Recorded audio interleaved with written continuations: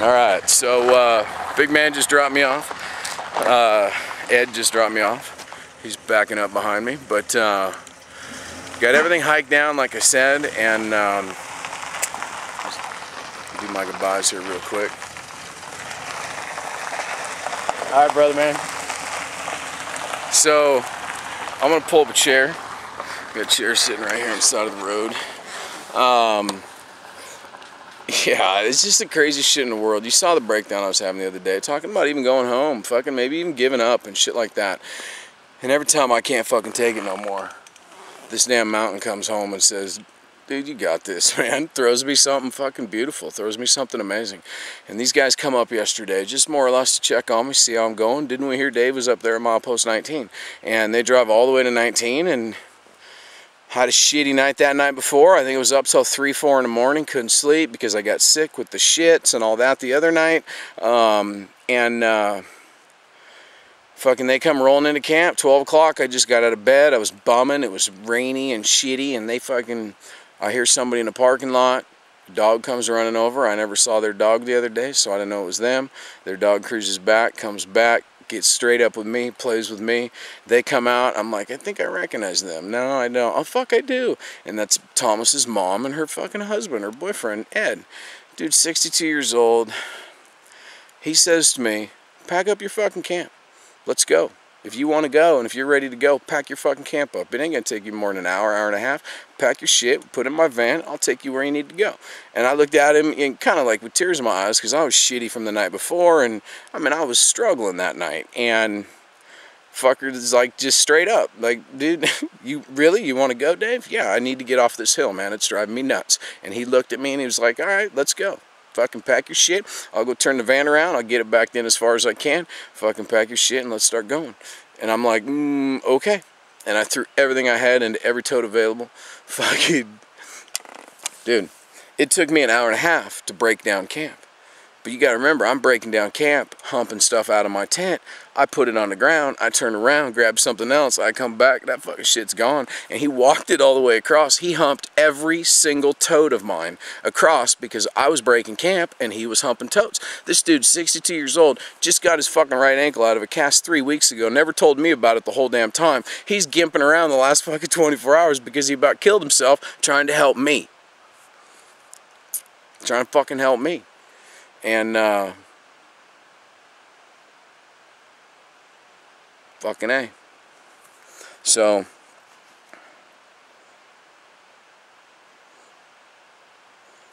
we're going to talk a lot over the next 24 hours or so, but we've got an entire camp down there set up, or drug down, moved. We've got an entire life to start over.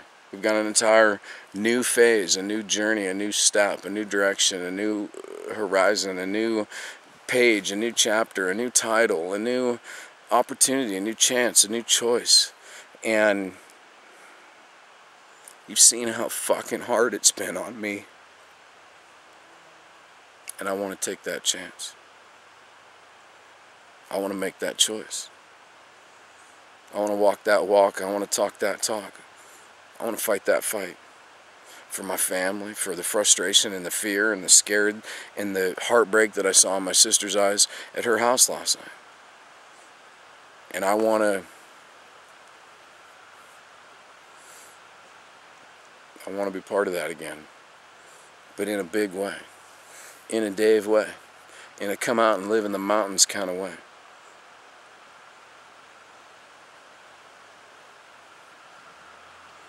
So,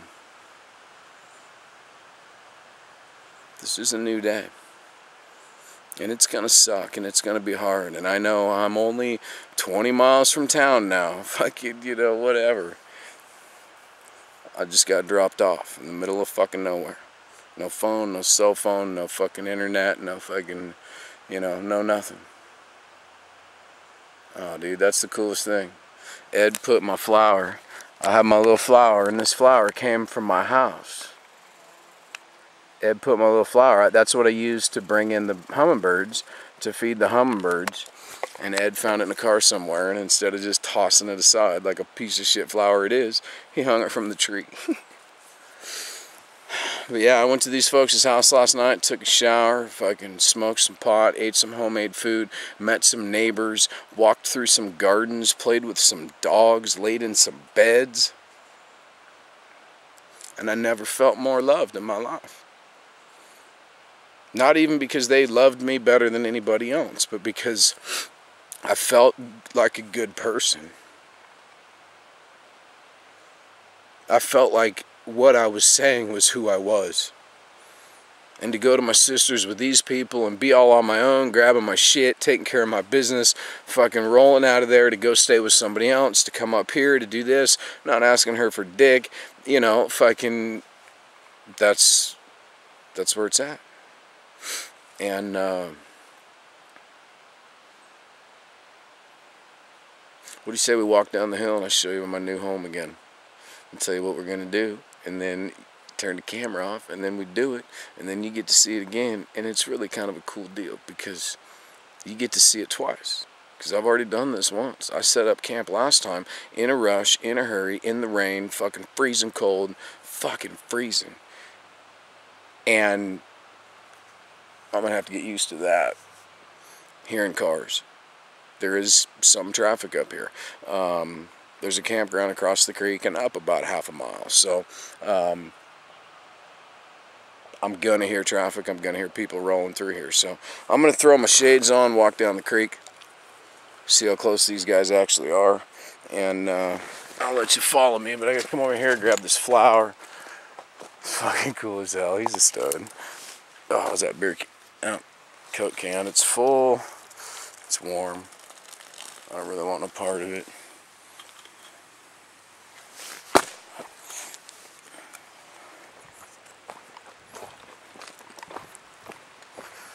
Okay, so these fucking chairs, I remember these are a bitch to carry.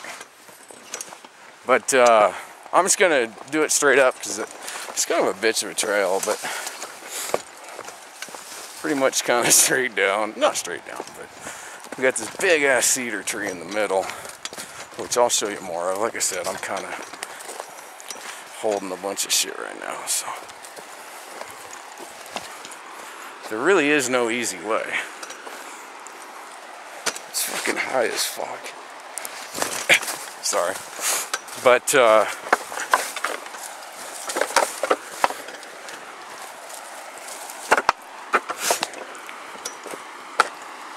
that's a good shot. He's kicking somebody else's Mountain Dew container down the way. Okay, we got a chair. We're gonna build a chair. But to have a chair right now, like just instantly, hey boom, I'm gonna sit in my chair. Fuck, that's cool shit. Okay, so basically what we got going, we'll just do a little, curious where the road is up there. We'll just do a little narration here. This is where we're gonna set in. It's completely kind of level and kind of digging it, fairly straight. Nice little square area, but we got this big old cedar above us. We can kind of tuck in behind that. That gives us kind of protection and security on all three sides. There's really no way at that point somebody could sneak up on you because you're kind of protected on all three sides. You got the creek on one, you got the big tree directly behind you, and you got these logs and shit up above you. So the only way for anybody to get into camp, or if anybody gets into camp, they're coming basically in the front door. So, which is good because in the front door, that's a pretty easy shot. But you know, we're a lot closer. I will see in law enforcement. I will see, you know, game department. I will see Fish and Wildlife. I will see, you know, sheriffs and cops and whatnot. But we are in Skamania County, so we're not in Clark County. So it's not. Clark County's like fucking, you know, a big city compared to Skamania County, and Skamania County won't mess with you. So my camp will be clean. It always is. It's going to be respectful and, you know, nice and friendly and this and that. And it's clean and safe. It's mature. It's a respectful thing, and what I'm doing is a respectful thing. So for the millionth time, I never, ever, ever concern myself about doing things like this, or what if it's against the law, or what are the rules, or what are the regulations, because I always know, and my life has proven that whatever crazy fucking thing I'm doing it right enough to be able to at least explain it away. And if I get arrested, or if I get a fine, or if I get a ticket, then I know that either the cop or the fucking bailiff or the prosecutor or the freaking judge or somebody is gonna appeal enough to the way I'm thinking to be able to go, you know what, we need to let this guy go. He didn't do that bad of a thing, and I'm not out here doing that bad of a thing. So we're home. We're gonna be here for a while, and I dig the vibe. I know all the way around that that this is it. This is the right way. It's the right time. It happened the right. I mean, everything. You know, I had $10 left. I gave these folks my last $10 to help for gas and this and that, and it's all I had to give, and they refused to take it, refused to take it, refused to take it. Then realized they kind of needed it, and then I offered again because I knew they kind of needed it. They, you know, and they leave me a bunch of tobacco again, and I mean, it just really has been an amazing experience. I wrote a little ditty last night, and it was something like, sitting alone in a stranger's room, I never felt more at home. It's amazing what folks will do for someone they don't even know. And I know it's not good and it sucks and whatever, but that's the way I was feeling. And my words come out like that to me, so I'm fucking nuts and none of it's good, but you know, you think your thoughts, I sing them. And not only that, but when you sing your thoughts, they don't hurt as bad, and you can shine them up and polish them. But so we're actually gonna dive in right now. We kind of got to. I want to get the tent set up tonight. Don't really know where it's going and the whole ditty, but she's a pretty big fucking tent, so we're gonna get her laid out and see what we can't come up with. But yeah, there's a car going by. Gonna have to get used to that. It's gonna trip me out for a while. Actually, you know how I'll get used to that, or you know when I'll get used to that? I'll get used to that when the sheriff comes down here for the first time. When he comes strolling down the road, and I welcome him into my camp, and I introduce myself, explain to him what I'm doing, and he don't ask me to leave, then from that moment forward, I'm always going to feel comfortable, because I know then, one, the law's not going to fuck with me, and two, if somebody comes down here and fucks with me and I shoot him dead, then I got the law on my side, because I've already met the law, and I would never shoot somebody dead if they didn't deserve to be shot dead. So, you know, that's how we think. I try to think in advance. I don't like to drive down a road and shoot a deer just because he's standing in the middle of the road. You're going to go fucking shoot a deer, at least drive around looking for a good spot to shoot a deer, have the right weapon, have the right tools, have the right plan, and fucking do it. But don't break the law. So, I'm going to shut this down. I'm going to gel into my new camp. I want to get my tent set up. It's probably about 4 o'clock. And I got to start worrying about getting some things put away and figuring out where things go. And got to get a bed made. And so we're going to show you some progress here. But basically, you know, in this neck of the woods, in this big old depression here, where there's been a tent before, we're going to throw up a house. And we're going to make shit comfy cozy. So I'll show you what we do in an hour or so. Love you, miss you, bye.